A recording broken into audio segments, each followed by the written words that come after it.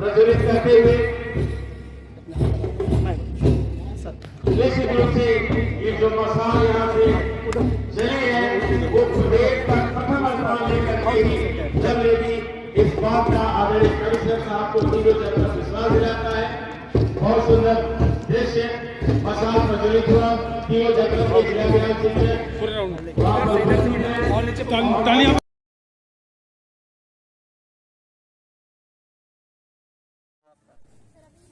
अच्छा बताओ वर्दी में क्या क्या होता है?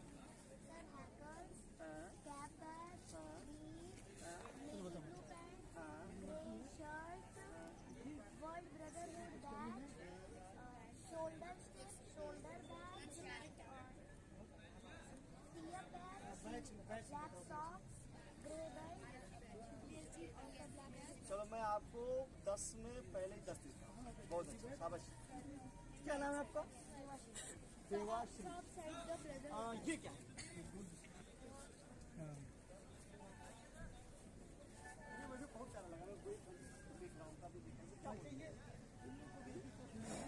हेलो, मुकेश कुमार आप किस दोनों तरफ क्या लिखते डीओसी स्काउट यहाँ ब्लैक में आ जाए। पब्लिक स्कूल में सिर्फ वन है। क्या है हमारा? एक बात होना सभी टीम प्रभारियों तो वर्दी में क्या क्या होता है बाबू? को सूचित किया जा रहा है कि यदि आप सर्वोत्तम कैडेट रैली में किसी भी बच्चे को प्रतिभाग कराना चाहते हैं तो फॉर्म भर करके उसे आज 6 बजे तक अवश्य जमा कर दें।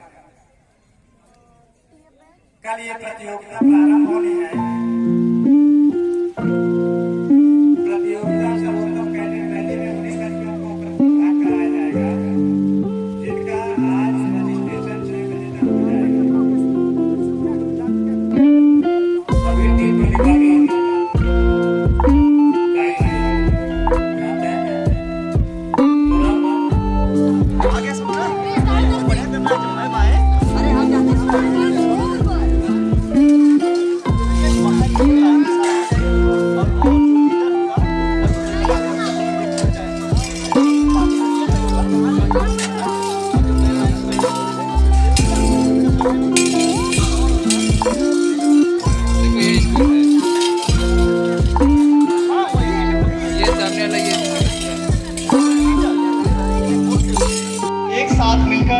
जो भी हमारी राष्ट्रीय शिक्षा नीति में 2020 में परिकल्पना किया गया है उसके अनुसार आगे बढ़े।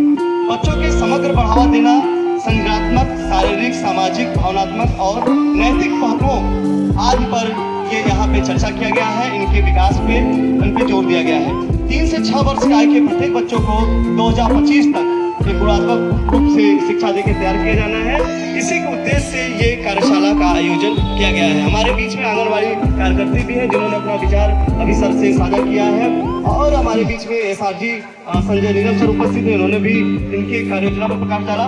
निश्चित तौर पे विकासखंड पहाड़ी हर हमेशा हर क्षेत्र में आगे बढ़ना चाहता है, ताकि हमारा जो ओवरऑल डेवलपमेंट हो विकासखंड पारी का, वो हर दिशा में आगे बढ़े। कुछ पूरे ब्लॉक से 30 बच्चे चयनित किए गए हैं, जिनको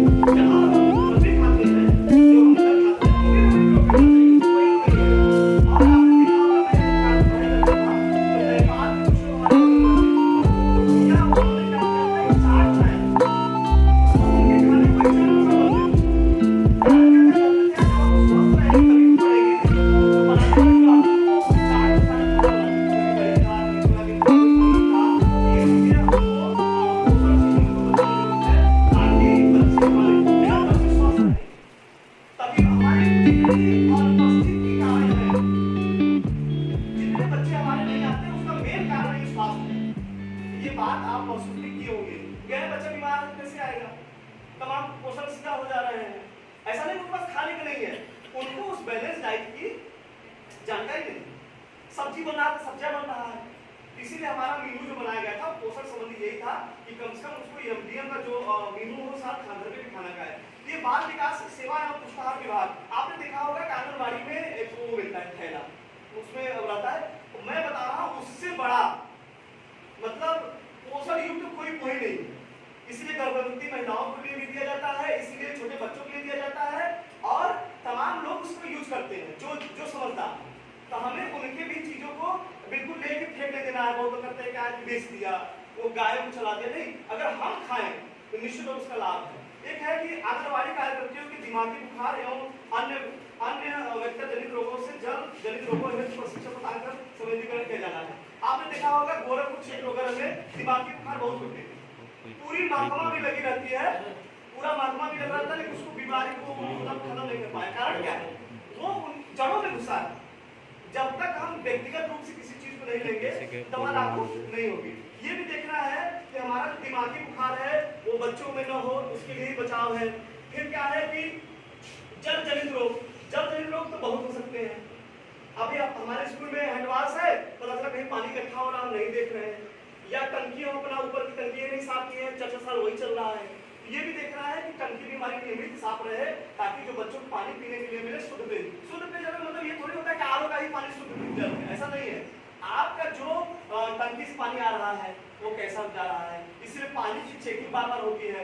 आप जानिए, अगर आपको अपना पानी चेक कराना है तो गांधी घाट है वहाँ मथुरा पे, वहाँ परिषदीय विद्यालयों के निःशुल्क चेक हो जाते हैं। आपस में एक बोतल पानी देना है, उससे आपको पानी गुणवत्ता। लेकिन ये जानिए कि हमारे ग्रामीण इलाकों की पानी गुणवत्ता खराब नहीं है, अच्छी है। बस उसका हमको रख रखाव करना है कि कहीं पर टंकी भर गया तो भरा ही रह गया है, खुला गया है, उसको उड़ गया है तो हम उसको नहीं ला रहे हैं। तो कहीं भी बच्चों को अभी एक जगह क्या हुआ कि एक अपार्टमेंट में एक टंकी में बंदर मर गया। उसमें क्या हुआ कि वो पानी सब पी रहे थे, नोएडा की बात है, तो एक अपार्टमेंट में पूरे 10 मंजिला 20 मंजिला है, तो सब पी रहे थे, सबको पीलिया होने लगा। तो लोग सोचे यार इनको पीलिया है, तो क्या बात है। जब सब डॉक्टर जाने लगे तो डॉक्टरों ने टीम आई, स्वास्थ्य विभाग की टीम आई, तो जब उन्होंने पानी जांच किया तो उसमें बंदर मरा पड़ा था। तो कहने मतलब ये है कि ये चीजें भी देखने की जरूरत है। ये भी जल जनित रोग है जिससे हमें काफी नुकसान हो रहा है। ये भी बच्चों को देखने की जरूरत है कि उनको ये बताना है कि आप हर हाल में जो भी पानी पीजिए वो ढका होना चाहिए। अभी मैं ट्रेनिंग ले आ रहा था,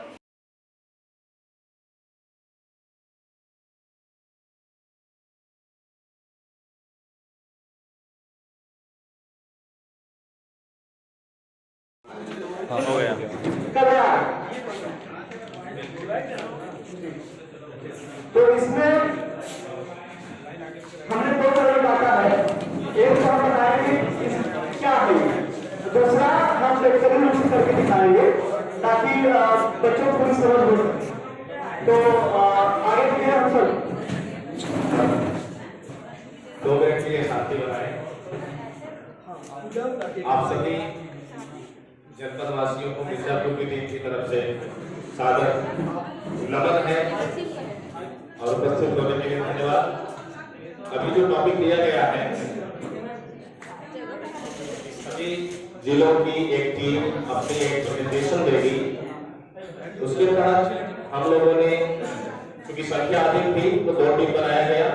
एक टीम ने ICT पे अभी आपके सामने अपनी प्रस्तुति दी, दूसरी team human health and welfare पे मिर्जापुर की दूसरी टीम अपनी प्रेजेंटेशन देने जा रही है। इस प्रेजेंटेशन के माध्यम से प्रेजेंटेशन होता रहेगा, मैं आपसे इंटरेक्ट होता रहूंगा। प्रेजेंटेशन के माध्यम से हम बच्चों में क्या सिखाना चाहते हैं, उसका लर्निंग आउटकम क्या होना चाहिए, इस चीज पे डिस्कस करेंगे। Human health and welfare in school. हम अपने बच्चों को शारीरिक और मानसिक रूप से स्वस्थ रखना चाहते हैं। यदि हमारे बच्चे शारीरिक और मानसिक रूप से स्वस्थ रहेंगे तो उनके अध्ययन में, उनकी लर्निंग में कहीं न कहीं बढ़ावा होगा, वे रुचिपूर्वक अपने विषयों को पढ़ेंगे। कहा गया है कि स्वस्थ शरीर में ही स्वस्थ मस्तिष्क का निवास होता है। इसके लिए बच्चों को खेल कूद के साथ साथ हेल्दी डाइट और उनको हाइजीन एक्टिविटीज भी जानना जरूरी है कि वे अपने आसपास की सफाई रखें, स्वयं की सफाई रखें और उनके लिए क्या खाना आवश्यक है और वह कितना स्तर तक सही है, शुद्ध है, उन सब चीजों को जानना जरूरी है। उसके अंतर्गत सबसे पहले आप लोगों के बीच में एक्टिविटी कराई जाएगी जो शायद सभी विद्यालयों में प्रतिदिन की जाती है। रविकांत सर इसको प्रस्तुत करेंगे। बच्चों को पीटी कराया जाता है। प्रेयर के बाद, कहीं के प्रेयर के पहले, कहीं प्रेयर के बाद पीटी कराई जाती है ताकि बच्चे मेंटली अपने आप को अध्ययन के लिए तैयार कर रहे। Ravi sir, thank you sir. Thank you Siddharth Nagar और सोनभद्र साथ देने के लिए। और हमारा प्रस्तुति है कि कैसे हम विद्यालय में इसको प्रयोग करेंगे।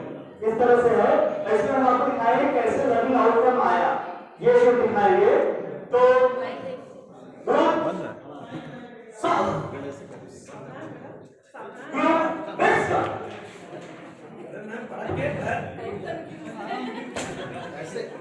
कोई हंसेगा नहीं।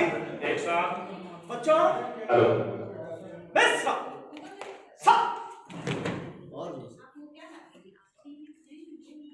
मुट्ठी बंद चाहिए, सामने देखिए।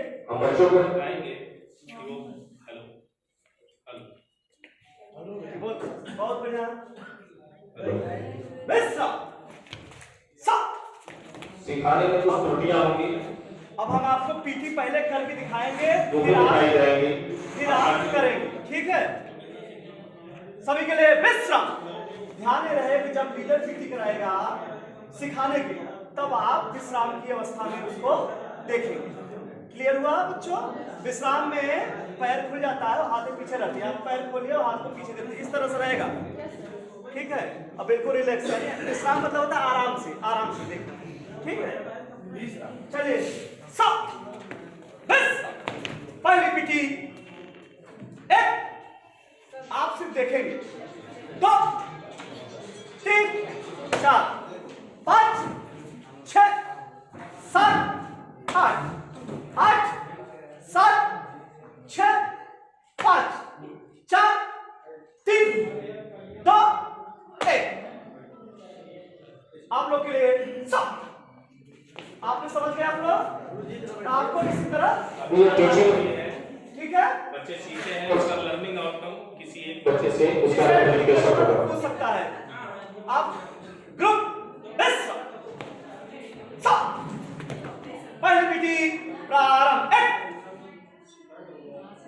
अभी सर ने करके बताया, बच्चे सीखे, अब वो कर रहे हैं।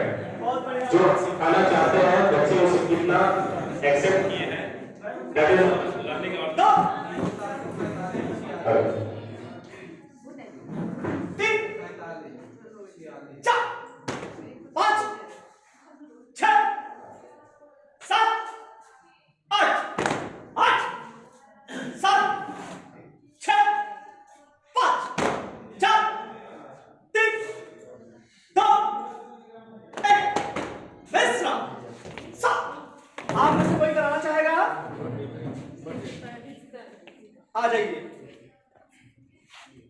अब बच्चा खुद कराएगा, खुद करेगा। लर्निंग हो चुकी है, हम आउटकम ले रहे हैं। लर्निंग आउटकम सावधान। यहाँ जो रहेगा वो नहीं करेगा, क्यों करवाएगा? हाँ, आप लोग बोलेंगे। पहली पीटी प्रारंभ। 1 2 3 4 5 6 7 8 8 7 6 5 4 3 2 1। बहुत बढ़िया, बहुत अच्छे बच्चे। लाइन बच्चों के पास इस एक्टिविटी के माध्यम से हमने देखा कि हम बच्चों को जो देना चाहते थे बच्चे वो सीखे और हमारा लर्निंग आउटकम होने से हो रहा। इससे बच्चे बच्चे शारीरिक और मानसिक कि कभी 10 मीटर 5 मीटर कोई कप रखा है, कप में कुछ डाल के ले आना है, इस तरह से उनको करेंगे। और चपलता के लिए उनको छोटे छोटे दौड़ को कराएंगे ताकि उनके अंदर चपलता आए। कभी छोटे के कहेंगे, कभी दाएं कहेंगे, बाएं कहेंगे, इस तरह से हम करते हैं। इंड्योरेंस के लिए यानी सहनशीलता के लिए उनको पहले 1 किलोमीटर दौड़ाए, फिर 1.5 किलोमीटर दौड़ाए, उसी को 2 किलोमीटर दौड़ाए, फिर उसी को 2.5 किलोमीटर दौड़ाए। ये 3 4 दिन में हम दूरियां बढ़ाते जाते हैं, उनकी इंड्योरेंस में वृद्धि होती जाती है। अब हम एक छोटा सा कबड्डी खेल दिखाएंगे कि उससे भी बच्चों का कॉन्सेप्ट क्लियर हो जाए। खेल कूद के माध्यम से बच्चों में सर्वांगीण विकास कैसे किया जाए, खेल कूद के लिए भी खेल कूद के माध्यम से बच्चे का सर्वांगीण विकास होता है। उनकी मेंटल एबिलिटी, बॉडी की फिजिकल एक्टिविटी और उनका टीम वर्क, एक दूसरे के सहयोग करने की भावना, इन सारी चीजों का हम विकास करते हैं। चलिए, इसलिए खेल बच्चों के लिए बहुत आवश्यक अब है। हम कबड्डी कराएंगे। कबड्डी में एक्चुअली में 7 प्लेयर होते हैं, लेकिन हम एक डेमोन्स्ट्रेशन दिखा रहे हैं इतने प्लेयर के। सीटी बस ये ही खेल में एक डेमोन्स्ट्रेशन है। इस खेल के माध्यम से जो शिक्षाएं आती है उस पर हमें फोकस करना है कि अगर एक लीडर रेस कर रहा है तो बाकी के जो 4 उसके मेंबर्स हैं टीम वर्क के साथ या तो उसको पकड़ते हैं। अब ऐसा नहीं कि एक रेड करने जा रहा है तो हम पकड़ेंगे नहीं। ये मैसेज देता है कि हम लोग टीम वर्क में रहेंगे और एक सामाजिक जुड़ाव होगा, सामाजिक सहयोग की भावना डेवलप होती है। जैसे कि आपने देखा कि अभी हमारा एक टीम अभी एक खिलाड़ी रेड करने के लिए गया तो बाकी के जो 4-5 खिलाड़ी थे वे लोग भी अपना सहयोग दिखाया।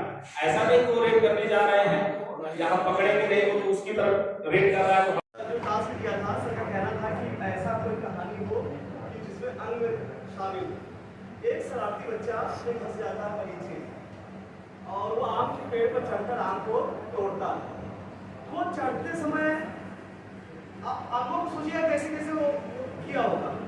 तो वो आम तोड़कर घर आता है तो जो बगीचे का मालिक होता है तो बगीचे का मालिक घर शिकायत करता है कि आपके बच्चे ने मेरा आम तोड़ा। तो बच्चे के भाई थोड़ा बड़े थे, उन्होंने बोला कि आपकी शिकायत कि आपने कितने आम तोड़े। तो उसने बताया कि हमने इतने आम तोड़ लिए। उन्होंने कहा इतना छोटा सा बच्चा इतने आम तोड़ लिया तो इसका मतलब इसके जो अंग है, चाहे पैरों का हो, चाहे हाथों का हो, चाहे उसके चपलता हो, चाहे चंचलता हो, तो उन्होंने क्या किया उसको ग्राउंड पे ले जाते हैं। किस ग्राउंड ले जाते हैं जहाँ ज्यादातर अंगों के प्रयोग किए जाते हैं। जैसे कोई भी खेल है तो आपके सारे अंग फिट होने चाहिए, चाहे आँख हो, चाहे हाथ हो, चाहे पैर हो, चाहे आपके हर चीज हो। उन्होंने किया क्या कि उसे क्रिकेट ग्राउंड में ले गए।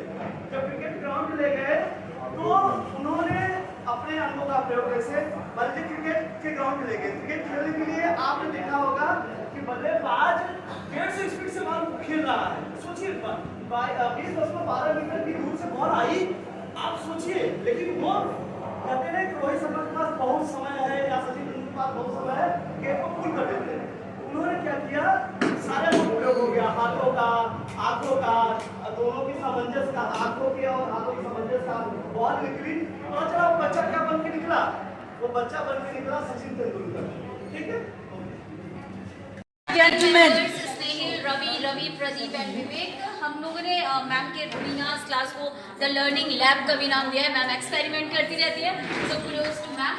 Mapping of learners outcome was my first motive कि हमें हर टीचर को, every teacher should concern about the mapping of learners outcome, जो मैम ने बहुत बार एम्फेसाइज किया कि इनसाइड क्लासरूम हमें इसको मैपिंग कंटिन्यूसली करते रहना है एंड स्टेप वाइज करते रहना है। फिर हमें उस ग्राफिकल रिप्रेजेंटेशन पर भी फोकस करना है कि कौन से 2 या 2 से ज़्यादा लर्निंग आउटकम एंश्योर हो पाए।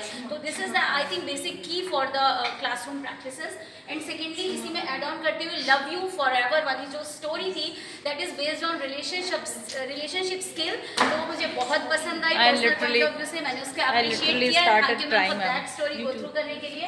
And respect the mutual differences, ये भी मैम की एक बात है जो हमारे क्लासरूम में भी एनवायरमेंट को इन्हांस कर सकती है और हमारे आसपास के लोगों के बीच में भी जो केओस है या जो एक ईगो क्लैशेस हैं वो इसकी वजह से नहीं होंगे।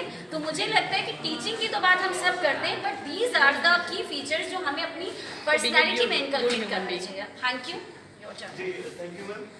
रुबीना मैम क्लास हमने सीखा रीड अलाउड, मतलब मैम ने बताया कि किसी चीज़ को पढ़िए तो कम से कम 5 बार जरूर पढ़ें ताकि बच्चों को भी समझ में आ सके और आप भी उस चीज़ को समझ सकें, और तेज़ आवाज़ में, ऐसा नहीं कि बुद्धि में, ताकि आवाज़ भी साफ साफ हो, तेज हो, तो जाके बच्चों में ज़्यादा असर होता है। यानी हमने यही सीखा कि किसी चीज़ को खुद 5 बार पढ़िए और भी 5 बार पढ़ाने की कोशिश करिए ताकि बच्चे ज़्यादा सही ढंग से सीख सकें। धन्यवाद। आज के सेशन की सबसे अच्छी बात लगी रीड अलाउड, उससे संबंधित ये कोट्स है, reading is not an elective in our life but necessity, यानी कि रीडिंग जो है एक विकल्प के तौर पे आप इसे मत लीजिए, इसे आप एक इसे जरूरत मान लीजिए। Thank you.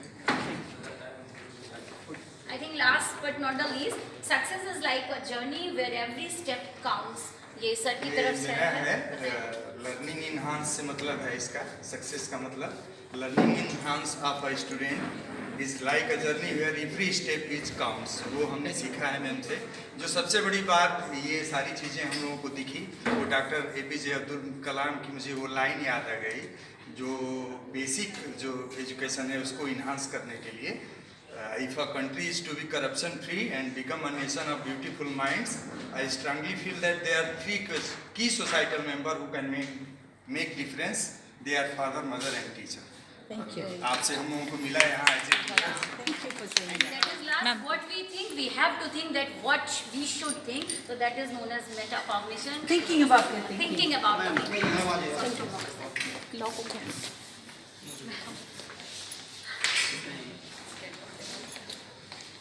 आपने एक बेस्ट फोटोग्राफर को अपना कैमरा थमा दिया है और आप बार बार इसको अप्रिशिएट करेंगे। Thank you. टेलीफोन से ही बात कर लेते हैं, अभी तो एक नया है व्हाट्सएप, उससे लाइव बात कर लेते हैं। नानी भी दिखती है और मम्मी भी दिखती है, आपने देखा है ऐसा ना? तो अब संचार के माध्यम बदल रहे हैं। पहले कबूतर जा, पहले बाज थे, कबूतर थे, कौवा थे, लेकिन अब मोबाइल फोन हो गया है। ग्रुप 2 का जो हमारा प्रश्न था, अपनी एवं आसपास की स्वच्छता हेतु क्या करेंगे? तो जो हमने हमारे ग्रुप ने जो तय किया है, बनाया है, इसमें अपने नाखून को हमेशा साफ सुथरा रखेंगे, बड़ा नहीं होने देंगे, नियमित उसके नख को काटेंगे, प्रतिदिन स्नान करेंगे और प्रतिदिन बालों में कॉम्ब करेंगे, मतलब झाड़ के आएंगे, उसमें गंदगी नहीं होने देंगे। और एक हमारा है आंख में अंजन, दांत में मंजन, प्रतिदिन प्रतिदिन प्रतिदिन, नाक में मुरली, कान में तिनका, मत कर। तीसरा हमारा सर खाने से पहले शौच के बाद हाथ धोकर खाना खाएंगे। अब इसमें अगला टॉपिक था सर कि आस पड़ोस के लिए आप क्या करेंगे?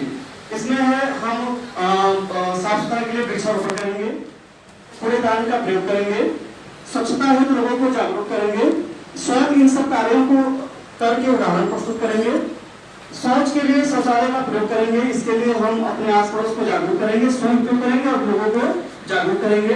पानी को ढककर रखने के लिए लोगों को प्रेरित करेंगे और उनको जो भी सीजनल बीमारियां होंगी वहीं से भी बताएंगे कि ये इस समय ये बीमारियां फैल सकती हैं, इसके लिए ये सावधानियां करनी चाहिए। और सबसे बड़ा संदेश ये रहेगा कि हम जो कहेंगे उसे स्वयं करके एक उदाहरण प्रस्तुत करेंगे। धन्यवाद।